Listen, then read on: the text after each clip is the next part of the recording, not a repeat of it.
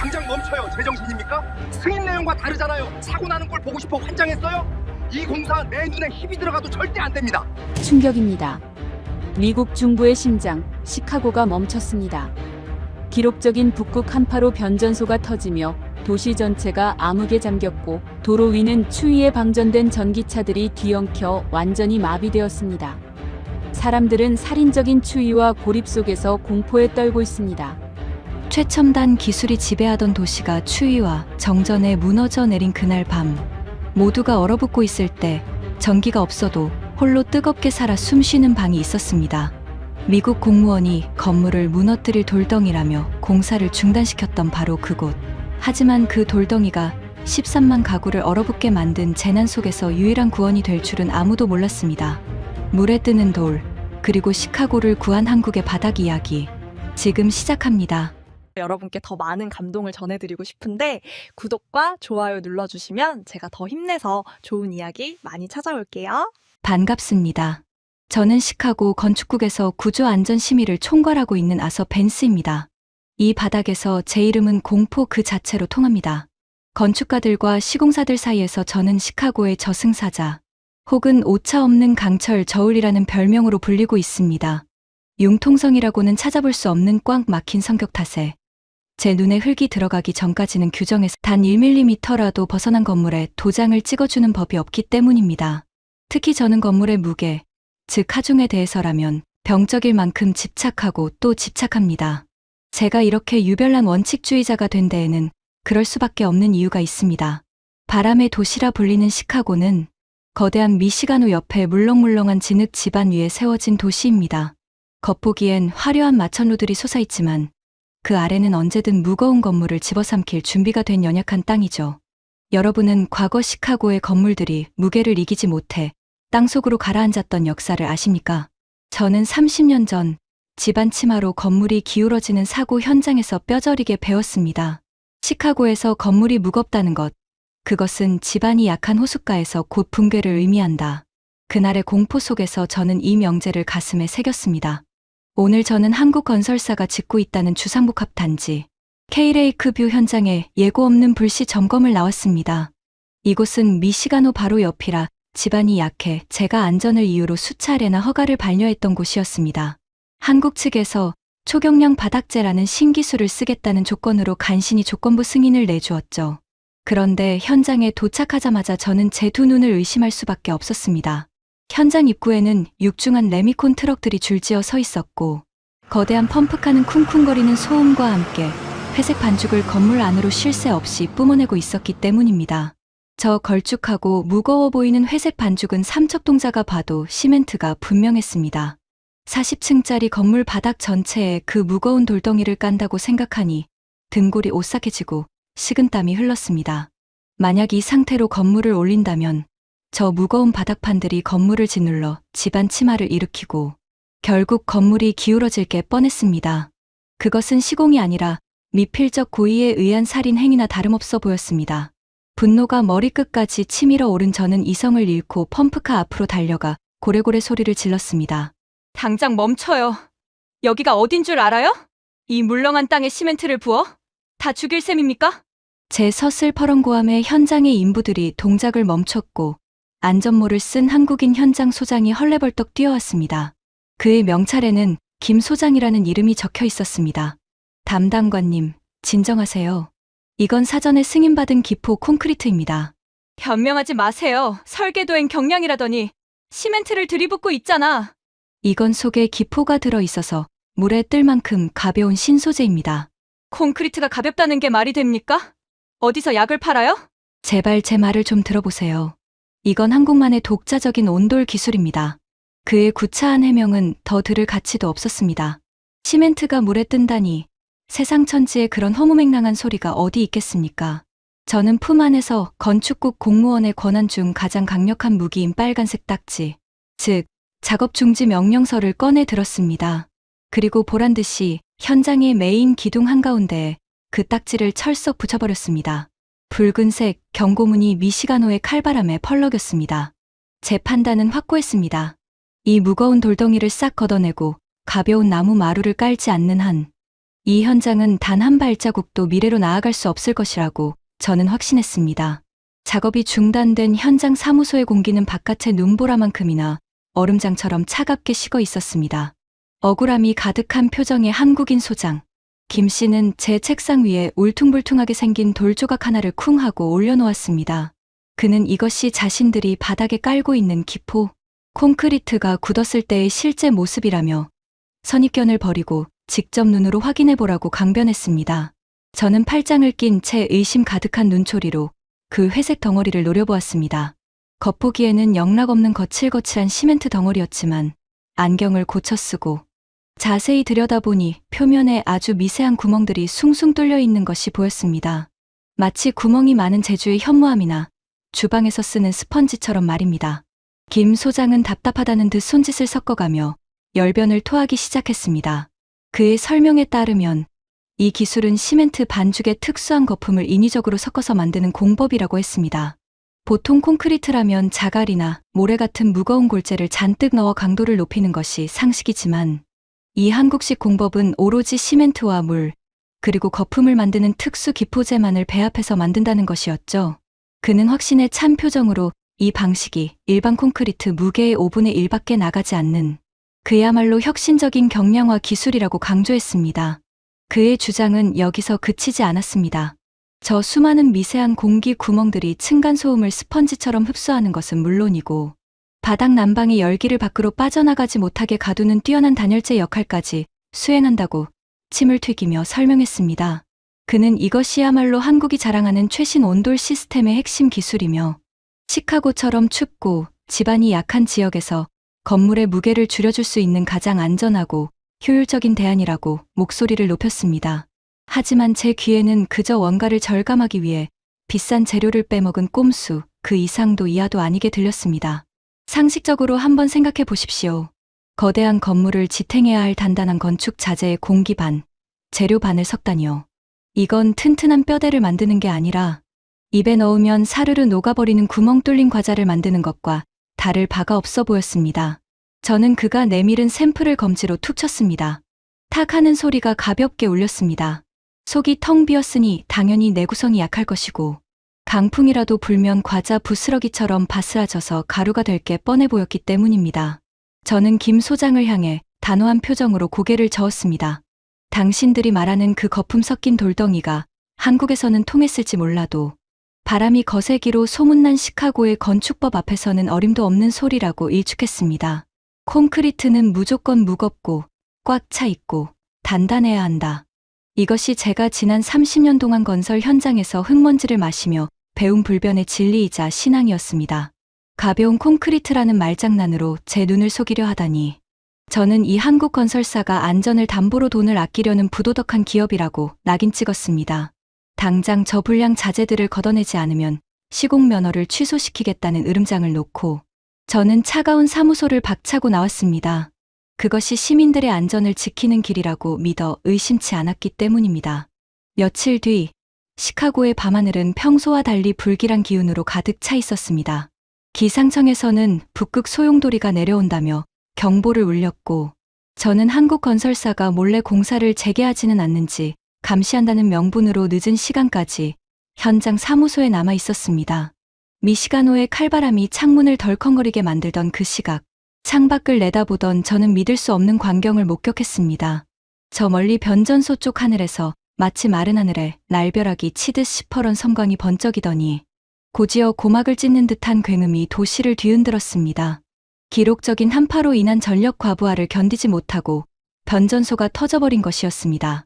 그 순간 마치 거대한 손이 스위치를 내리듯 도시의 불빛들이 구역별로 꺼지기 시작했습니다. 멀리 보이던 마천루의 화려한 야경도, 호숫가를 따라 켜져 있던 가로등도, 그리고 제가 있던 현장 사무소의 형광등마저 파르르 떨리더니 힘없이 꺼져버렸습니다. 13만 가구가 동시에 암흑 속으로 잠겨버린 대정전, 블랙아웃이 시작된 것입니다. 갑작스러운 어둠보다 더 무서운 것은 바로 도로 위의 상황이었습니다. 전기가 끊기면서 교차로의 신호등이 모두 먹통이 되어버렸기 때문입니다. 사무소 앞 교차로는 순식간에 통제불능의 아수라장이 되었습니다. 신호등이 꺼지자 눈길 위에서 차들이 엉키기 시작했습니다. 특히 영하 30도의 살인적인 추위에 배터리가 방전된 전기차들이 도로 한복판에 멈춰서면서 거대한 강철 바리케이드가 되어버렸습니다. 멈춰선 차들 뒤로 제설차와 소방차, 구급차까지 뒤엉키면서 도로는 거대한 눈 속의 주차장으로 변해버렸습니다. 경적 소리가 요란하게 울려 퍼졌지만 방전되어 꼼짝 않는 전기차들 앞에서는 아무런 소용이 없었습니다. 저는 완전히 고립되었습니다. 차를 타고 나갈 수도, 구조대를 부를 수도 없는 상황이었습니다. 설상가상으로 시카고 특유의 매서운 눈보라가 얇은 컨테이너 벽을 때리기 시작했습니다. 전기가 끊기니 히터는 고철 덩어리가 되어 멈춰버렸고 실내 온도는 무섭게 떨어졌습니다. 5분도 지나지 않아 입에서는 하얀 입김이 뿜어져 나왔고 손발의 감각이 무뎌지기 시작했습니다. 건물의 안전을 부르짖던 제가 정작 정전이라는 현대판, 재난 앞에서는 아무것도 할 수 없는 무력한 존재가 되어가고 있었습니다. 저는 책상 밑에 있던 두꺼운 패딩을 꺼내 껴입고 몸을 웅크렸지만 뼛속까지 파고드는 한기를 막을 수는 없었습니다. 턱이 덜덜 떨려 이가 딱딱 부딪히는 소리가 적막한 사무실을 채웠습니다. 차라리 건물이 무너지는 게 낫겠다는 생각이 들 정도로 소리 없이 다가오는 동사의 공포는 끔찍했습니다. 문명의 이기가 멈춰버린 도시에서 저는 서서히 얼어붙어가고 있었습니다.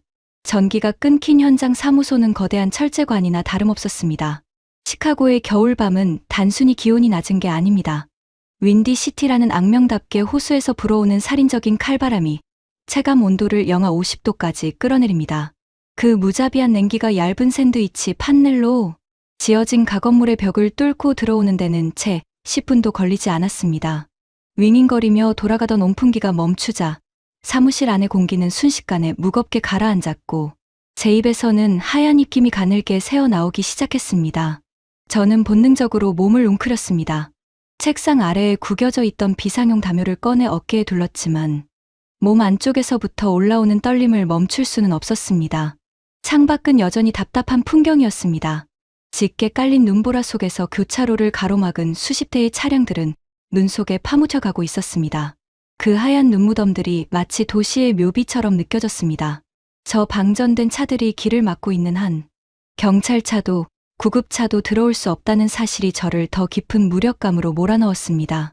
기술의 도시라고 자부하던 시카고가 고작 한파와 정전 하나의 완벽한 고립무원의 섬으로 변해버린 것입니다. 시간이 지날수록 정신은 점점 몽롱해져 갔습니다. 손가락 끝이 곱아서 주먹이 잘 쥐어지지 않았고 턱관절이 제멋대로 덜덜거려 이가 부딪히는 소리가 적막한 사무실을 채웠습니다. 문득 30년 전 보았던 집안 치마 사고의 기억이 떠올랐습니다. 그때는 무너져 내리는 건물이 공포의 대상이었는데 지금은 저를 둘러싼 이 얇고 가벼운 벽들이 원망스러웠습니다. 열을 전혀 가두지 못하고 밖으로 다 내보내버리는 미국식 가건물의 한계가 뼈저리게 느껴졌습니다. 건물 걱정하다가 결국은 이렇게 얼어 죽게 되는구나. 자주 섞인 생각이 스쳐 지나갔습니다. 휴대폰을 꺼내 구조 요청을 하려 했지만 기지국마저 전력이 끊겼는지 신호가 잡히지 않았습니다. 배터리의 잔량마저 극심한 추위 탓에 급격히 줄어들고 있었습니다.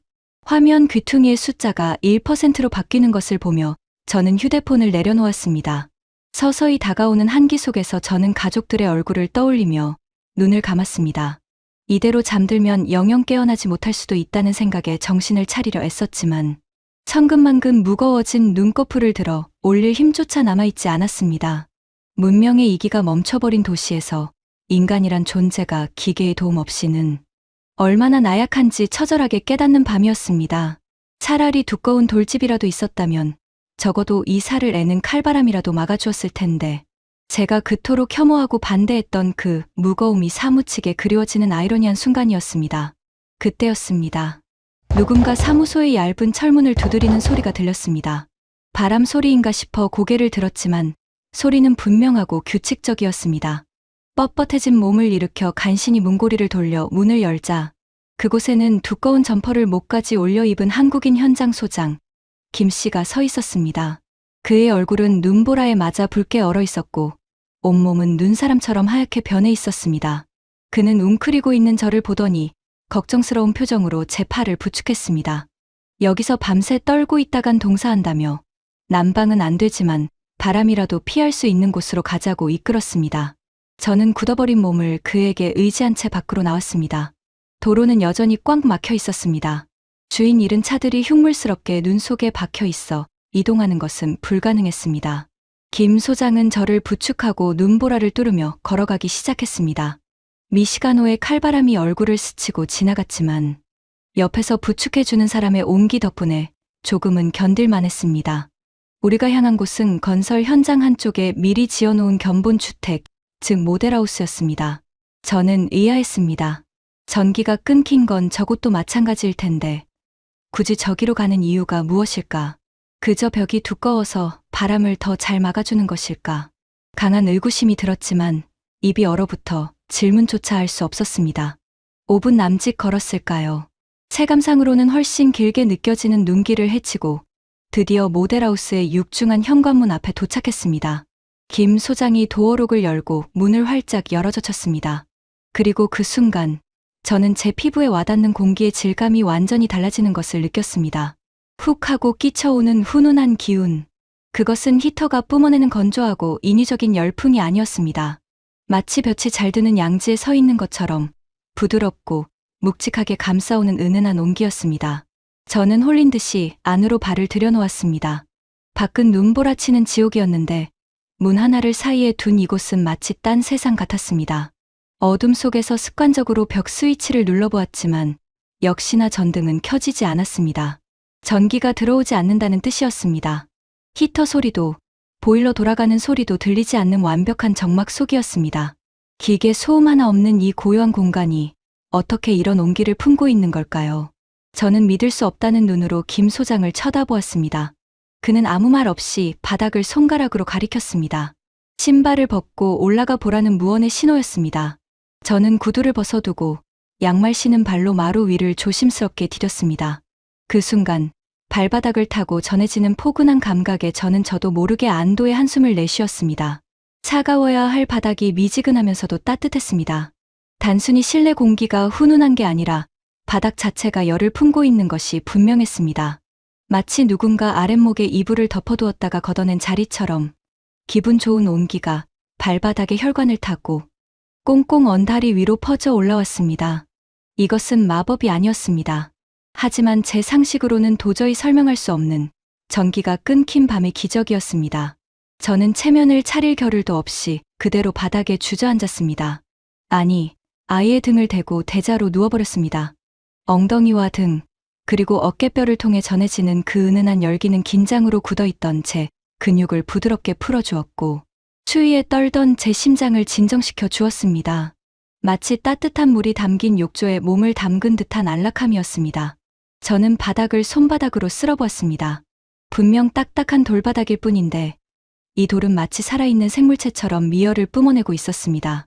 김 소장은 어둠 속에서 휴대폰 불빛을 비추며 제게 다가왔습니다. 그리고는 낮에 보여주었던 그 울퉁불퉁한 콘크리트 조각을 다시 꺼내 보였습니다. 그제야 저는 깨달았습니다. 그가 낮에 사무실에서 침을 튀기며 했던 말이 과장이 아니었음을 말입니다. 낮에 보일러를 가동해 데워두었던 열기. 전기가 끊기고 보일러가 멈춘 지 이미 6시간이 넘었지만 이 바닥은 그 열을 놓치지 않고 꽉 붙들고 있었던 것입니다. 이것이 바로 제가 구멍 뚫린 과자라고 비웃었던 그 수많은 기포, 즉 공기 주머니의 위력이었습니다. 콘크리트 속에 갇힌 수억 개의 미세한 공기층들이 밖으로 빠져나가려는 열을 첩첩이 가로막는 단열재 역할을 하고 있었던 것입니다.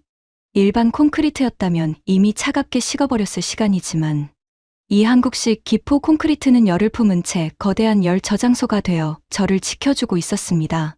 저는 시카고의 최첨단 기술들이 얼마나 허망한지 뼈저리게 느꼈습니다. 수만 달러짜리 전기차들은 추위에 방전되어 고철 덩어리가 되었고 스마트한 공조 시스템은 전기가 끊기자마자 무용지물이 되었습니다. 하지만 제가 무식하게 무겁다고 원시적이다라고 무시했던 이 돌덩이는 전기가 없어도 기계가 멈춰도 묵묵히 제 할 일을 하고 있었습니다. 이 바닥은 단순한 난방 장치가 아니었습니다. 이것은 재난 상황에서 인간의 생명을 지켜주는 생존 시스템이었습니다. 가벼움과 효율만을 추구했던 미국의 집들은 칼바람 앞에 속수무책이었지만 적당한 무거움과 공기 주머니를 품은 한국의 바닥은 열을 기억하고 있었습니다. 저는 따뜻한 바닥에 얼굴을 묻었습니다. 제 고집과 편견이 부끄러워 얼굴이 달아오르는 것인지 바닥의 열기 때문인지 알 수 없었지만 한 가지는 확실했습니다. 이 돌은 차가운 기계보다 훨씬 더 똑똑하고 훨씬 더 인간적이라는 사실이었습니다. 저는 그 밤 난생 처음으로 딱딱한 돌바닥 위에서 가장 깊고 편안한 잠에 빠져들었습니다. 눈보라치는 도시의 밤, 가장 안전한 피난처에서 말입니다. 어느덧 창밖에 눈보라가 잦아들고 희미한 아침 햇살이 모델하우스의 창틈으로 비스듬히 스며들기 시작했습니다. 지난 밤, 난생 처음으로 경험한 바닥의 온기 덕분에 저는 기적처럼 깊은 잠에서 깨어났습니다. 찌뿌둥했던 관절들이 부드럽게 풀려 있었고 뼛속까지 파고들었던 시카고의 혹한도 말끔히 사라져 있었습니다. 하지만 의식이 돌아오고 이성이 작동하기 시작하자 제 마음속 깊은 곳에 따리를 틀고 있던 직업적 강박이 다시금 고개를 들었습니다. 따뜻함은 인정하지만 안전은 별개의 문제라는 차가운 이성이었습니다. 아무리 사람을 살리는 온기라 해도 만약 이 자재가 무거워서 연약한 집안을 누르고 건물을 기울게 만든다면 그것은 결국 시한폭탄일 뿐이라는 생각이 머릿속을 떠나지 않았습니다.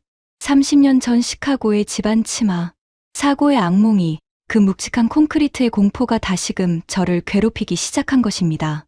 저는 무거운 몸을 일으켜 한국인 현장 소장을 바라보았습니다. 그는 마치 제 복잡한 속내를 읽기라도 한 듯 방 한 구석에서 투명한 유리 수조에 물을 채우고 있었습니다. 그는 별다른 말 없이 바닥에 놓여있던 어제 제가 그토록 경멸하며 무시했던 그 울퉁불퉁한 회색 콘크리트 조각을 집어들었습니다. 그리고는 제게 건네주며 직접 확인해보라는 눈빛을 보냈습니다. 저는 의구심 가득한 손길로 그 회색 덩어리를 받아들었습니다. 그런데 손에 쥐는 순간 저는 손목을 타고 전해지는 기이한 감각에 미간을 찌푸릴 수밖에 없었습니다. 제 눈이 예상한 무게와 손이 느끼는 무게가 완전히 달랐기 때문입니다. 시각적으로는 분명 묵직하고 거친 현무암처럼 보였는데 손목에 전해지는 하중은 마치 잘 마른 나무 토막이나 코르크 마개를 든 것처럼 터무니없이 가벼웠습니다. 인지 부조화가 일어나는 순간이었습니다. 하지만 지난 30년간 굳어진 콘크리트에 대한 고정관념은 쉽게 사라지지 않았습니다. 그래도 돌인데 물에 넣으면 당연히 가라앉겠지. 저는 반신반의하며 그 조각을 물이 가득 담긴 수조 위로 천천히 가져갔습니다. 첨뻥 하는 소리와 함께 물방울이 튀었습니다. 저는 당연히 수조 바닥으로 쿵 하고 떨어질 둔탁한 소리를 기다렸습니다. 하지만 수조 안에서는 아무런 소리도 들리지 않았습니다. 저는 눈을 비비고 수조 안을 들여다보았습니다. 그리고 그 순간 저는 제 평생의 상식을 송두리째 뒤엎는 광경을 목격했습니다. 돌이 떠 있었습니다. 그 회색 콘크리트 덩어리가 마치 스티로폼처럼 수면 위에서 둥둥 떠다니고 있었던 것입니다. 저는 믿을 수 없어 떨리는 손가락으로 그 조각을 물속 깊이 꾹 눌러보았습니다. 하지만 손을 떼자마자 그것은 보란듯이 다시 수면 위로 솟구쳐 올랐습니다. 물리학의 법칙이 제 눈앞에서 마술처럼 비틀어지는 것 같았습니다. 현장 소장은 수조 속의 돌을 가리키며 묵묵히 그 원리를 설명하는 듯한 제스처를 취했습니다. 그것은 바로 기포의 마법이었습니다. 이 콘크리트 부피의 대부분은 사실 돌이 아니라 공기였습니다. 수억 개의 독립된 공기 방울들이 이 단단한 껍질 안에 갇혀 있었기에 물보다 비중이 낮아 이렇게 뜰 수 있었던 것입니다. 머릿속에서 번개처럼 스파크가 튀었습니다. 가볍다. 믿을 수 없을 만큼 가볍다. 그렇다면 이 공법은 건물에 불필요한 하중을 주지 않는다는 뜻이었습니다. 미시가노의 연약한 집안이 버텨야 할 무게가 획기적으로 줄어드는 것입니다. 게다가 그 수많은 공기 방울들이 건물의 하중을 분산시키고 단열까지 잡아준다는 사실이 뇌리를 스쳤습니다. 제가 그토록 두려워했던 무거움의 공포가 이 작은 수조 안에서 산산이 부서져 내렸습니다. 제가 부시한 구멍이라고 비웃었던 그 공기 방울들이 사실은 무게를 줄여주는 날개이자 열을 지켜주는 갑옷이었습니다. 완벽했습니다.